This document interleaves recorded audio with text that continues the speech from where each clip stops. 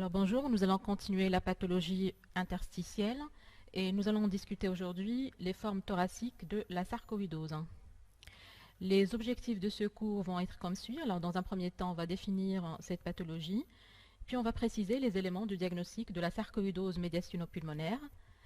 Il faut connaître les atteintes extrathoraciques les plus fréquentes, discuter les diagnostics différentiels, énumérer les options thérapeutiques et préciser les indications thérapeutiques concernant l'atteinte pulmonaire et identifier les facteurs pronostiques. Alors, au tout début, on va définir la sarcoïdose, c'est une granulomatose systémique bénigne de cause inconnue.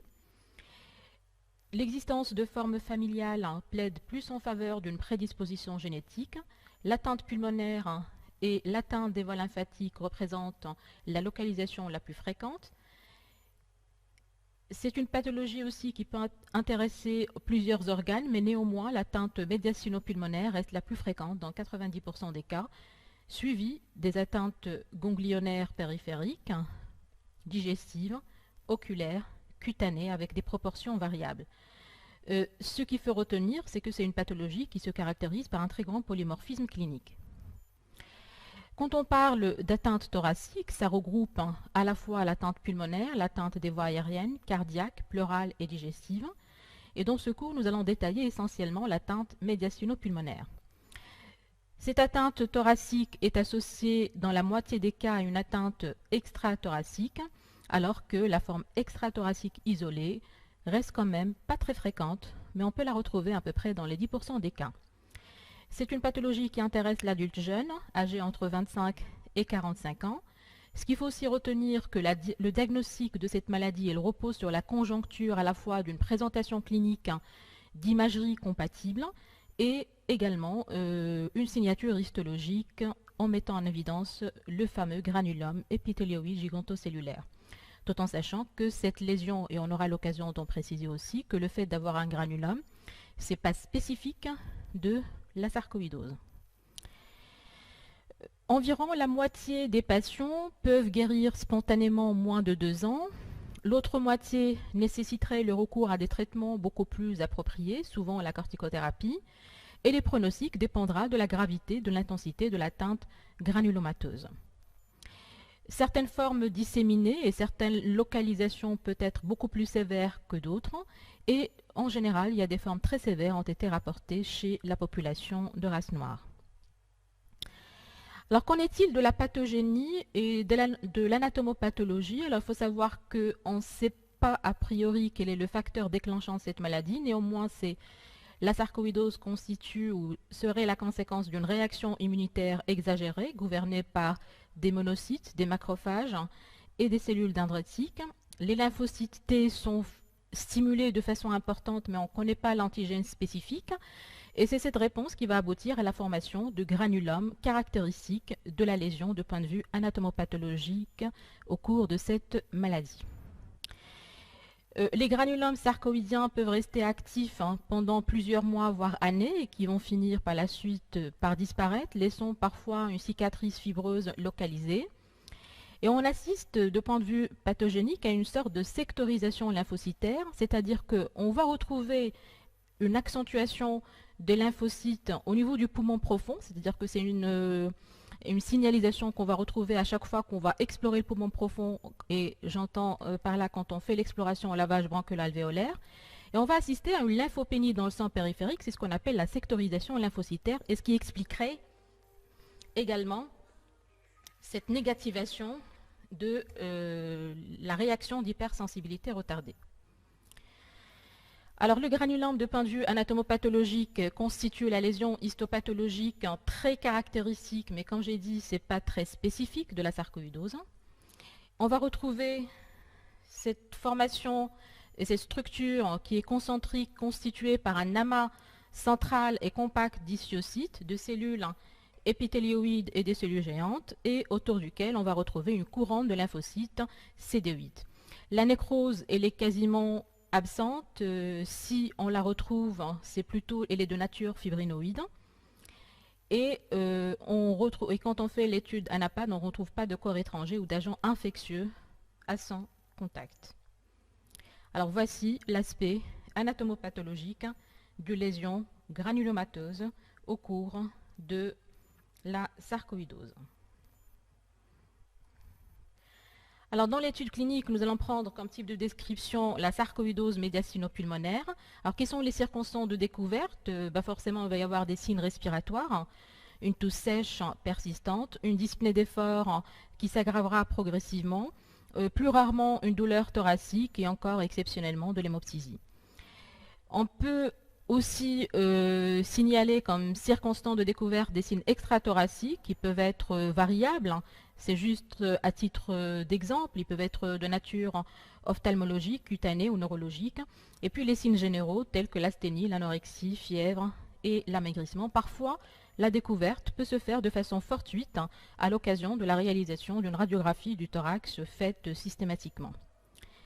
Alors l'interrogatoire, c'est une étape très importante qui permet de vérifier l'absence de facteurs prédisposant à une maladie granulomateuse de cause connue, telle qu'une tuberculose par exemple, ou lors d'une exposition professionnelle. Rappelez-vous ce qu'on avait dit au cours de le cours sur l'alvéolite allergique extrinsèque. Et puis, il faut interroger sur l'existence ou pas de cas similaires dans la famille. Et au cours de l'interrogatoire, où on va préciser quels étaient les premiers symptômes qui sont apparus, en précisant les signes fonctionnels respiratoires, extra-respiratoires et bien sûr les signes généraux. Alors, l'examen clinique peut être normal ou montrer des râles crépitants dans 20% des cas. L'hypocratine digitale, c'est surtout dans les formes avancées. On va être dans un état de cœur pulmonaire chronique. On peut retrouver des lésions faisant évoquer un érythème noueux qui peut révéler la pathologie dans 15% des cas. Et quand il est associé à des adénopathies médiastinales de la fièvre, on parlera de syndrome de Löfgren. Mais ce qu'il faut également se rappeler qu'il faut faire un examen clinique complet à la recherche de localisation extrathoracique associée. Donc il ne faut pas se focaliser sur l'atteinte thoracique ou médiastinopulmonaire, même si on a des signes fonctionnels respiratoires qui dominent le tableau clinique, mais il faut faire un examen clinique le plus complet possible. Donc là, vous voyez les lésions de l'érythème noueux. Alors, on avait vu quelles sont les circonstances de diagnostic, on a vu les signes fonctionnels, les signes d'appel. Alors, l'imagerie, il a une place importante, elle a à la fois un intérêt diagnostic pronostic et qui permet aussi d'assurer le suivi de l'évolution de la maladie. Alors, à l'imagerie du thorax, tout d'abord, on commence par une radiothorax face et profil. L'atteinte ganglionnaire, les adénopathies médiastinales ou l'atteinte ganglionnaire médiastinale est là des caractéristiques un peu très spécifiques de la sarcoïdose. C'est le caractère bilatéral de l'atteinte, symétrique, grossièrement volumineuse, mais ils ne sont pas compressifs. Parfois, on peut avoir des ganglions calcifiés. Les localisations les plus fréquentes, c'est l'atteinte hilaire dans plus de 90% des cas, latérotrachiale, de la fenêtre aortopulmonaire, en sous-carinaire, médiastinale antérieure ou postérieure. Donc, on parlait avant l'aspect classique de la forme hilaire bilatérale. Quant à l'atteinte parenchymateuse, elle est marquée par une atteinte de type interstitiel, c'est-à-dire qu'on va retrouver une atteinte nodulaire ou micronodulaire, réticulaire, prédominant au niveau des régions supérieures et moyennes des poumons. Et dans les formes très avancées, on va voir les lésions de fibrose pulmonaire avec un aspect rétracté des lobes supérieurs et le fameux aspect de rayon de miel que je vous ai montré et qu'on a parlé effectivement au cours de la fibrose pulmonaire idiopathique. Il faut se rappeler également que de point de vue imagerie, on va identifier un certain nombre de types d'imagerie radiologique qui ont un intérêt pronostic. Alors le type A, c'est quand on a des adénopathies médiastinales isolées sans qu'il y ait des signes d'atteinte pulmonaire. Le type 2, c'est quand on a des adénopathies associées à une atteinte pulmonaire mais sans lésion de fibrose. Et le type 3, quand on a une atteinte pulmonaire non fibreuse sans adénopathie médiastinale. Et le type 4, c'est quand on a les lésions de fibrose pulmonaire. Alors vous voyez ici, sur ce cliché de gauche, on voit une radiographie thorax d'une patiente et on voit les adénopathies hilaires, bilatérales et latérotrachéale droite, mais on n'a pas d'atteinte parenchymateuse associée. Dans le type 2, c'est le cliché de droite. Vous voyez des adénopathies hilaires bilatérales avec une atteinte interstitielle faite de lésions micronodulaires et réticulaires. Le type 3, c'est une atteinte parenchymateuse isolée, on ne voit pas de lésions ganglionnaires médiacinales associées. Enfin, le type 4, et on a les lésions de fibrose, une distorsion architecturale avec une ascension des îles pulmonaires. Alors c'était l'imagerie, on a parlé plus précisément de la radiothorax standard, mais en matière de pathologie interstitielle et médiacinale. Si vous voulez, l'examen le plus sensible, ça va être le scanner thoracique en haute résolution, c'est très très important, et qui va permettre à la fois de faire une analyse du parenchyme pulmonaire et aussi d'étudier la distribution lymphatique des lésions. L'élément qui est aussi très intéressant dans l'analyse de l'atteinte radiologique, c'est qu'on a cette distribution des lésions péribronchovasculaires. C'est très intéressant dans l'identification des lésions qui peuvent être d'origine sarcoïdosique. Parfois, on peut avoir de sortes de nodules qui peuvent confluer, réaliser ce qu'on appelle des images en galaxie. Et bien sûr, les lésions de fibrose qu'on va enregistrer dans les stades beaucoup plus avancés, c'est les ascensions des îles, c'est la distorsion de l'architecture pulmonaire, l'aspect en rayons de miel et les dilatations de branches par traction. Alors on voit ici, sur ces coupes parenchymateuses d'un scanner thoracique, les lésions nodulaires, réticulaires, avec une distribution lymphatique. Vous avez à côté les lésions nodulaires avec confluents réalisant l'image en galaxie. Alors juste pour citer cette exploration-là, la scintigraphie, c'est un examen qui est moins utilisé vu son irradiation. Il apprécie la fixation qui devrait être bilatérale et symétrique des ganglions hilaires et latérotrachiales, et également des parotides, des glandes lacrymales et salivaires. Mais en fait, c'est un examen qu'on n'utilise plus. L'atteinte extrathoracique associée, ils sont très fréquentes, polymorphes, souvent infracliniques, et ils doivent être recherchés de façon systématique. Pourquoi ? Parce que certaines localisations peuvent entraîner un retentissement fonctionnel, tel que l'atteinte oculaire, neurologique ou rénale, et d'autres atteintes peuvent également mettre en jeu le pronostic vital, tel que l'atteinte cardiaque. Alors les adénopathies, comme nous l'avons vu dans l'introduction, les ganglions, l'atteinte ganglionnaire périphérique est très fréquente, donc il faut les rechercher, particulièrement les ganglions épitrochléennes, et qui sont retrouvés dans 30% des cas. L'atteinte oculaire est enregistrée dans 25% des cas. Alors, on peut avoir plusieurs sortes de lésions. On peut avoir une uvéite antérieure, intermédiaire, postérieure, une atteinte conjonctivale, lacrymale ou de névrite optique. Et quand on a une association d'uvéite, parotidite, de paralysie faciale, ça réalise ce qu'on appelle le syndrome de Herford. L'atteinte cutanée, quant à elle, est enregistrée dans 20% des cas sous forme de sarcoïde ou de lupus pernuo, de nodules sous-cutanés ou d'érythèmes noueux. On a vu un peu tout à l'heure l'aspect sur la slide de tout à l'heure.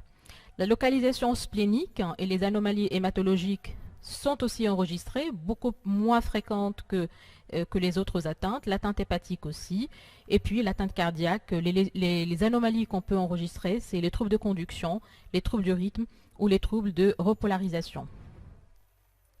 Alors l'atteinte ostéo-articulaire, quant à elle, est retrouvée dans 3 à 5% des cas. Elle se présente sous forme d'arthralgie inflammatoire qui va prédominer au niveau des phalanges, des os du carpe et du tarse. Et c'est pour ça que, en fait, la radio des mains et des pieds, elle se fait de façon systématique dans le bilan de la sarcoïdose. Les lésions qu'on peut revoir, c'est les géodes arrondies à l'emporte-pièce ou un aspect grillagé des phalanges. Et juste pour citer les autres atteintes qu'on peut voir, l'atteinte des voies aériennes supérieures, des glandes salivaires, neurologiques, musculaires, rénales, endocriniennes ou l'atteinte des organes génitaux. Alors on a vu les circonstances de découverte, l'examen clinique, l'imagerie et la particularité et l'intérêt de la TDM haute résolution. La recherche des lésions extrathoraciques, c'est très important dans cette étude clinique. Alors maintenant, on va parler aussi de l'endoscopie bronchique. C'est un examen qui est très intéressant dans l'exploration de l'arc bronchique parce que ça permet à la fois de visualiser l'arc bronchique, de voir s'il y a des lésions macroscopiques et de réaliser des gestes. Alors les gestes qu'on réalise de façon systématique quand on a une suspicion de sarcoïdose, ce sont les biopsies bronchiques étagées, un lavage bronchiolo-alvéolaire, les aspirations bronchiques. On peut faire également, on a effectivement d'autres explorations et de nouvelles explorations endoscopiques, ce qu'on appelle l'écho-endoscopie bronchique, qui permet d'explorer les ganglions médiastinaux. Donc on a une pince, on va aller ponctionner le ganglion médiastinal, mais bien sûr il faut que les sites ganglionnaires ponctionnés devraient être accessibles à cette technique. Pour le lavage bronchiolo-alvéolaire, ça permet de voir le type de célérité prédominante. Généralement, comme on a vu dans les cours des pneumopathies interstitielles diffuses, en général, quand on a des lésions jeunes, on aura plus une prédominance des cellules lymphocytaires dans le LBA. Et quand on a des lésions de fibrose prédominante, on aura plutôt une polynucléose neutrophilique au lavage bronchiolo-alvéolaire. Alors, aux explorations fonctionnelles respiratoires, c'est très important de voir le retentissement sur la fonction respiratoire. Et c'est une exploration qui occupe une place importante dans la décision thérapeutique et aussi dans le suivi. Alors, typiquement, dans toute pathologie interstitielle, le trouble ventilatoire qu'on va observer, c'est essentiellement un trouble ventilatoire restrictif. Plus rarement, on peut avoir un trouble ventilatoire obstructif. On va avoir une diminution de la DLCO et dans les formes plus avancées, une hypoxémie à l'exercice. Et dans les cas extrêmes, on aura effectivement à la gazométrie des signes d'insuffisance respiratoire chronique. De point de vue biologique, l'intradermoréaction à la tuberculine elle est négative dans 75% des cas. Rappelez-vous ce que j'ai parlé tout à l'heure de la sectorisation des lymphocytes, donc dans le sang on va retrouver une lymphopénie qui est enregistrée dans 40% des cas. Un profil inflammatoire avec une augmentation aussi, une perturbation du bilan phosphocalcique, donc il faut savoir demander la calcémie et la calcéurie, la phosphorémie et voir s'il y a aussi une hyperuricémie associée, et le dosage de l'enzyme de conversion qui est très intéressant dans la surveillance de la maladie. Le lysozyme sérique peut aussi être augmenté dans 80% des cas. La recherche de BK, quand elle est réalisée, elle est bien évidemment négative. Et les prélèvements histologiques, que ce soit ceux qu'on fait lors de la bronchoscopie ou quand il y a une atteinte d'un autre site extrathoracique, va mettre en évidence ce fameux granulome épithélio-gigantocellulaire. Alors ce qu'on fait dans l'atteinte médiastinopulmonaire en termes de biopsie et qui devrait se faire de façon systématique, ce sont des biopsies bronchiques évidemment, et la biopsie des glandes salivaires. Alors, quelles sont les formes cliniques? On a parlé tout à l'heure du syndrome de Löfgren, qui marqué par l'association d'adénopathie hilaire bilatérale, un érythème noueux, une négativité des réactions cutanées tuberculiniques. Le début est généralement aigu, la fièvre elle est fréquente. Il peut s'accompagner d'arthralgie ou d'arthrite. Il est beaucoup plus fréquent chez la femme. Les localisations extrapulmonaires sont rares et il est souvent associé à un syndrome inflammatoire biologique. L'évolution elle est courte et spontanément favorable. La sarcoïdose avec fibrose pulmonaire, elle est rapportée chez 5 à 20% des cas. Elle représente la principale cause de mortalité et de morbidité puisqu'elle aboutit à l'insuffisance respiratoire chronique avec tous les risques de complications, à savoir un pneumothorax, une infection aspergillaire ou mycobactérienne. Et la survie à 15 ans, elle est estimée à 78%. Alors, très rarement, on peut aussi avoir une sarcoïdose avec atteinte bronchique responsable d'un trouble ventilatoire obstructif. Et là, l'obstruction pourrait être expliquée soit par le fait que nous ayons une localisation endobronchique granulomateuse, soit une distorsion bronchique majeure, une compression extrinsèque d'origine ganglionnaire ou une atteinte bronchiolaire diffuse. Je vais juste, pour être le plus complet possible, puisqu'on parle de forme clinique, étant donné que nous avons pris comme type de description l'atteinte médiastinopulmonaire, et puisqu'on a parlé de la sarcoïdose thoracique, bon, rappelez-vous qu'on peut aussi avoir une atteinte cardiaque, pleurale, œsophagienne, ou une atteinte médiastinopulmonaire atypique. Qu'est-ce que ça veut dire? Alors là, vous voyez, on a des adénopathies qui peuvent comprimer les branches, mais ceci est exceptionnel. On peut avoir une composante plutôt alvéolaire, mais là encore, c'est des formes exceptionnelles, ou bien une atteinte ganglionnaire unilatérale. Ça, c'est juste pour illustrer quelques formes particulières à cette maladie. Donc finalement, pour faire le diagnostic positif, vous avez vu, il n'y a aucun test spécifique de la sarcoïdose. Le diagnostic repose sur la conjoncture des 3 critères, à savoir une histoire clinique et radiologique compatible, la mise en évidence d'un granulome non caséeux et l'exclusion des autres étiologies des granulomatoses. Alors le diagnostic différentiel, bien évidemment, si on a une présentation, si devant des anopathies médiastinales, on peut évoquer une tuberculose ganglionnaire médiastinale, les hémopathies malignes, les métastases ganglionnaires, que ce soit d'un cancer pulmonaire ou extrathoracique, Devant l'aspect d'une pneumopathie interstitielle diffuse, bien sûr, on peut évoquer les connectivites, les vascularites, l'alvéolite allergique extrinsèque, la pneumopathie interstitielle idiopathique, une miliaire tuberculeuse, les lymphangites carcinomateuses. Bien sûr, ce sont que quelques exemples d'étiologies à évoquer. Et devant une lésion granulomatose, eh bien, c'est la tuberculose, un lymphome, la granulomatose de Wegener, la berlioz, des granulomatoses sarcoïdes-like chez des patients qui étaient suivis pour des cancers de vessie qui avaient reçu ce qu'on appelle la BCG thérapie comme mesure thérapeutique. Et puis il y a aussi la granulomatose secondaire à un déficit immunitaire commun variable. Alors le traitement, il existe un traitement spécifique et un traitement symptomatique. Rappelez-vous essentiellement, le traitement il est beaucoup plus suspensif que curatif, ce qui permet de préserver le pronostic fonctionnel et vital. La corticothérapie par voie générale demeure le traitement de référence qui est administré à la dose de 20 à 40 mg par jour ou 1 mg par kilo par jour en cas d'atteinte ophtalmologique, uvéite postérieure par exemple, cardiaque, neurologique, rénale ou laryngée. La durée du traitement elle est entre 12 et 24 mois. Parfois, dans des formes très sévères, on peut utiliser des bolus de corticoïdes. Les antipaludiens de synthèse, c'est en cas d'atteinte cutanée extensive ou d'hypercalcémie. On peut utiliser la chloroquine ou l'hydroxychloroquine avec une surveillance ophtalmologique tous les 6 à 12 mois. Les immunosuppresseurs et les biothérapies, donc le méthotrexate ou l'azatioprine, c'est des molécules qui sont utilisées. L'intérêt de l'utilisation de ces produits, c'est que ça permet d'obtenir ce qu'on appelle un effet épargne, c'est-à-dire de réduire un peu la dose de la corticothérapie. Le cyclophosphamide, surtout indiqué dans les atteintes neurologiques ou cardiaques associées, réfractaires aux corticoïdes, et les anti-TNF-alpha, c'est des médicaments qui sont utilisés au troisième plan, si on peut dire les choses comme ça, devant des formes réfractaires à la corticothérapie, tout en sachant que c'est des molécules qui peuvent entraîner la survenue ou une aggravation d'une tuberculose. Alors les traitements topiques, c'est les collyres de corticoïdes par exemple, les corticoïdes inhalés pour améliorer un peu la toux, qui est un symptôme qui est très rapporté de façon assez fréquente par nos patients. Les dermocorticoïdes peuvent également être prescrits si on a une atteinte dermatologique qui reste quand même localisée.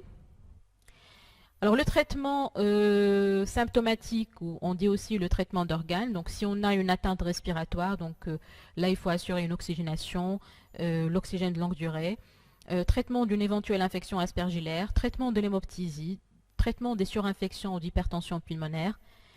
Si on a une atteinte cardiaque objectivée au cours de ce bilan, c'est en fonction de l'atteinte, il y a plusieurs produits qu'on peut utiliser, des inhibiteurs d'enzymes de conversion, des bêta-bloquants, les antiarythmiques, les diurétiques, les anticoagulants, etc.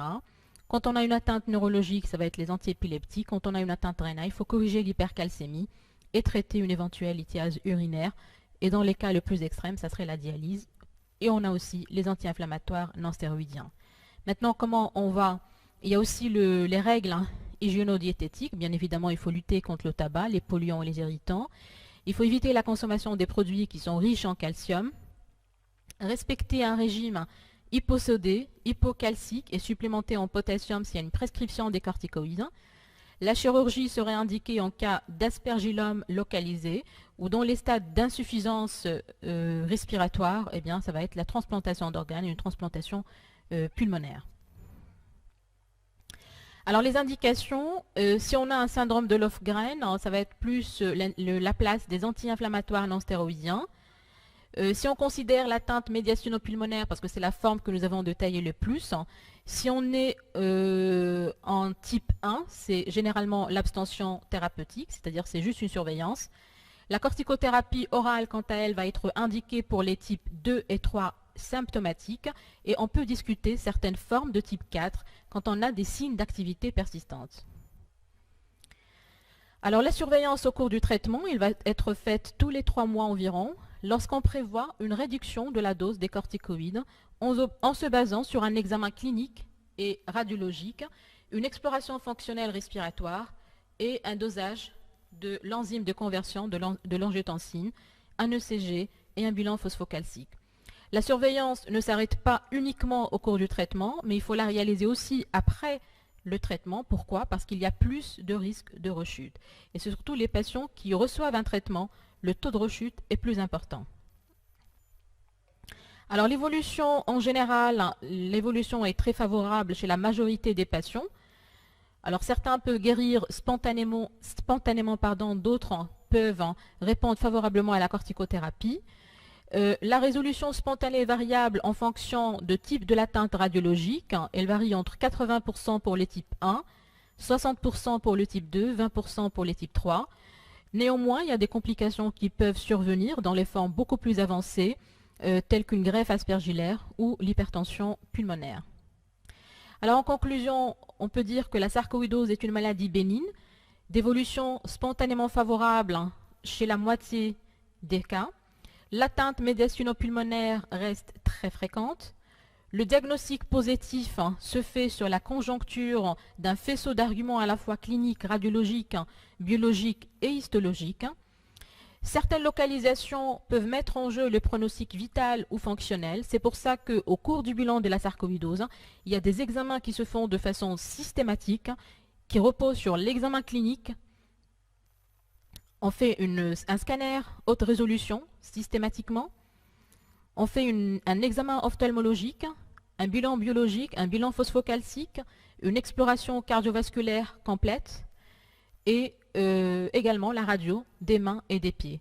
Et bien sûr, on va affiner le bilan demandé en fonction si on a des signes d'appel en rapport avec l'atteinte d'autres organes. La corticothérapie reste le traitement de référence. Bon, il faut l'aménager avec beaucoup de précautions. Il faut bien sûr que l'indication soit justifiée, avec une surveillance pour les formes qui sont traitées pour plusieurs raisons. D'abord parce que la corticothérapie peut également être responsable d'un certain nombre de complications et également vu le risque de rechute pour les patients qui sont traités, ce qui nécessite une surveillance au cours du traitement et à la fin du traitement. Voilà, je vous remercie.